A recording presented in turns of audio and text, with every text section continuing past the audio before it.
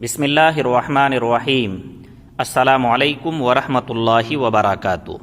محترم دوستو، آج کی اس ویڈیو کلپ میں ہم حدیث کی روشنی میں آیت الکرسی کی فضیلت جانیں گے۔ سنن ترمذی حدیث نمبر 2878 میں ہے، حضرت ابو ہریرہ رضی اللہ عنہ فرماتے ہیں کہ رسول اللہ صلی اللہ علیہ وسلم نے فرمایا، ہر چیز کی کوئی چوٹی ہوتی ہے، یعنی سب سے اونچا حصہ ہوتا ہے، اور قرآن کریم کی چوٹی سورہ بقرہ ہے۔ اس صورت میں ایک آیت ہے جو قرآن کی ساری آیتوں کی سردار ہے، وہ آیت الکرسی ہے۔ صحیح مسلم حدیث نمبر 810 میں ہے، صحابی رسول حضرت ابی بن کعب رضی اللہ عنہ بیان کرتے ہیں کہ رسول اللہ صلی اللہ علیہ وسلم نے مجھ سے فرمایا، ابو المنذر، کیا تم جانتے ہو کہ تمہارے پاس اللہ کی کتاب کی سب سے عظیم آیت کون سی ہے؟ حضرت ابی بن کعب رضی اللہ عنہ فرماتے ہیں، میں نے کہا، اللہ اور ان کے رسول ہی زیادہ جانتے ہیں۔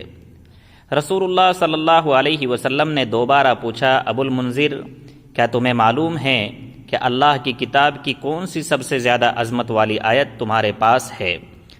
حضرت ابی بن کعب رضی اللہ عنہ فرماتے ہیں، میں نے عرض کیا، اللہ لا الہ الا هو الحی القیوم، یعنی آیت الکرسی۔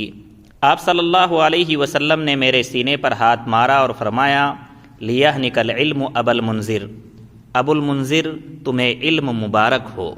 امام نسائی رحمۃ اللہ علیہ نے حضرت ابو امامہ رضی اللہ عنہ کے حوالے سے یہ حدیث نقل فرمائی ہے کہ رسول اللہ صلی اللہ علیہ وسلم نے فرمایا، من قرأ آیت الکرسی فی دبر کل صلاۃ مکتوبۃ لم یمنعہ من دخول الجنۃ الا ان یموت، کہ جو شخص ہر فرض نماز کے بعد آیت الکرسی پڑھے، اس کو جنت میں داخل ہونے سے موت کے سوا اور کوئی چیز روکنے والی نہیں۔ بخاری شریف حدیث نمبر 2311 میں ایک تفصیلی واقعہ ہے جس سے آیت الکرسی کی فضیلت معلوم ہوتی ہے۔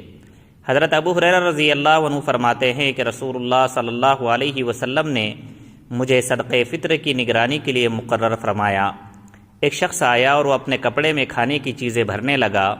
میں نے اسے پکڑ لیا اور کہا کہ اللہ کی قسم، میں تجھے رسول اللہ صلی اللہ علیہ وسلم کے پاس لے جاؤں گا۔ اس نے کہا کہ میں محتاج ہوں، میرے اوپر اہل و عیال کا بوجھ ہے اور میں سخت ضرورت مند ہوں۔ میں نے اسے چھوڑ دیا۔ صبح ہوئی تو رسول اللہ صلی اللہ علیہ وسلم نے فرمایا، ابو ہریرہ، اپنے رات کے قیدی کا حال تو سناؤ۔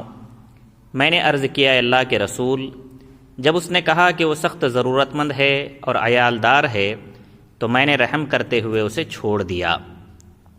آپ صلی اللہ علیہ وسلم نے فرمایا، ہوشیار رہنا، اس نے تم سے جھوٹ بولا ہے، وہ پھر آئے گا۔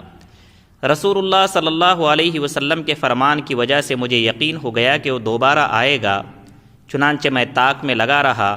وہ آیا اور اس نے اپنے کپڑے میں خوراک ڈالنا شروع کر دی۔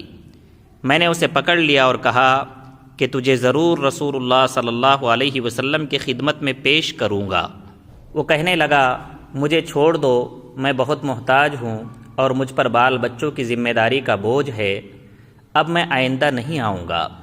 مجھے اس پر رحم آیا اور میں نے اسے پھر چھوڑ دیا۔ جب صبح ہوئی تو رسول اللہ صلی اللہ علیہ وسلم نے مجھ سے پھر فرمایا، ابو ہریرہ، تمہارے قیدی کا کیا ہوا؟ میں نے عرض کیا، اللہ کے رسول، اس نے سخت ضرورت اور اہل و عیال کی ذمہ داری کے بوجھ کی شکایت کی تو میں نے ترس کھاتے ہوئے اسے پھر چھوڑ دیا۔ آپ صلی اللہ علیہ وسلم نے فرمایا، چوکنا رہنا، اس نے تم سے جھوٹ بولا ہے، وہ پھر آئے گا۔ چنانچہ میں پھر اس کی طاق میں لگا رہا۔ وہ پھر آیا اور اپنے کپڑے میں کھانے کی چیزیں ڈالنے لگا۔ میں نے اسے پکڑ لیا اور کہا، اب تو میں تجھے ضرور رسول اللہ صلی اللہ علیہ وسلم کے پاس لے جاؤں گا۔ یہ تیسرا اور آخری موقع ہے۔ تو روز کہتا ہے کہ اب نہیں آؤں گا، لیکن وعدہ کرنے کے باوجود پھر آ جاتا ہے۔ اس نے کہا، مجھے چھوڑ دو، میں تمہیں ایسے کلمات سکھاؤں گا جن سے اللہ تعالیٰ تمہیں نفع پہنچائیں گے۔ میں نے کہا، وہ کلمات کیا ہے؟ اس نے کہا، جب تم بستر پر آؤ تو آیت الکرسی پڑھ لیا کرو، تمہارے لیے ساری رات اللہ کی طرف سے ایک حفاظت کرنے والا مقرر رہے گا اور صبح تک کوئی شیطان تمہارے قریب نہیں آئے گا۔ چنانچہ میں نے اسے چھوڑ دیا۔ صبح ہوئی تو رسول اللہ صلی اللہ علیہ وسلم نے مجھ سے فرمایا اپنے رات کے قیدی کا حال سناؤ۔ میں نے عرض کیا اللہ کے رسول، اس نے کہا تھا کہ وہ مجھے ایسے کلمات سکھائے گا جن سے اللہ تعالیٰ مجھے نفع پہنچائیں گے۔ یہ سن کر میں نے اسے پھر چھوڑ دیا۔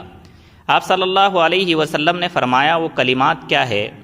میں نے عرض کیا، اس نے مجھ سے کہا کہ جب بستر پر آؤ تو آیت الکرسی پڑھ لیا کرو، تمہارے لیے اللہ کی طرف سے ایک حفاظت کرنے والا مقرر رہے گا اور صبح تک کوئی شیطان تمہارے قریب نہیں آئے گا۔ آپ صلی اللہ علیہ وسلم نے فرمایا غور سے سنو، اگرچہ وہ جھوٹا ہے لیکن تم سے سچ بول گیا۔